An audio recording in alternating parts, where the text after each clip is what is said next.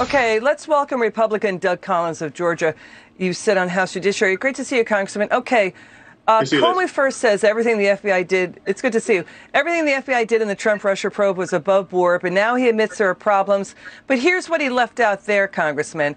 James Comey left out that Kevin Clinesmith, the former FBI attorney who's now under indictment, lied to, basically misled the powerful FISA court by doctoring a document to cover up that Carter Page really was a CIA source. He actually was an FBI source. Your reaction to what James Comey and the media is now saying?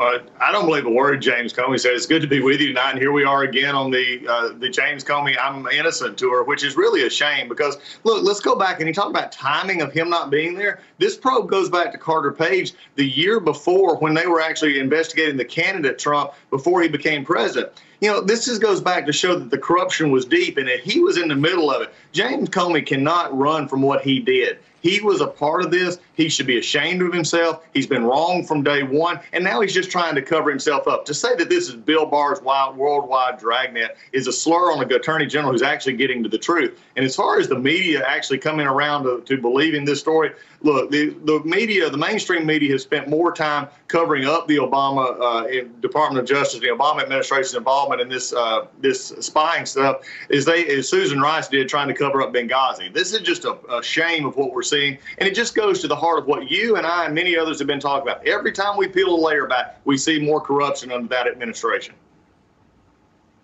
Yeah, I mean, Democrat-funded opposition research the FBI was using that Hillary Clinton was going to use to contest the 2016 election, the FBI under Comey was using to get FISA wiretaps that are meant to be used on terrorists. Okay, Carter Page was on with us last night, Congressman. What he told us is significant for you as Attorney John Durham's criminal probe of the Trump-Russia probe. It is about the FBI under James Comey, their alleged abuses, their abuses of the secret court, again, meant for terrorists. This is the FBI during the Obama administration under James Comey misleading and deceiving the FISA court. Watch this.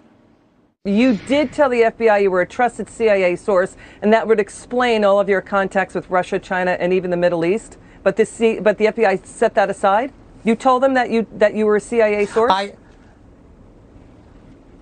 I alluded to it, and I said, please contact me because there's more I can explain. They never contacted me for over 5 months.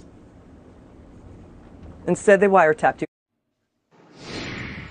Okay, Carter Page more than alluded to it. I want to break it down for the viewer.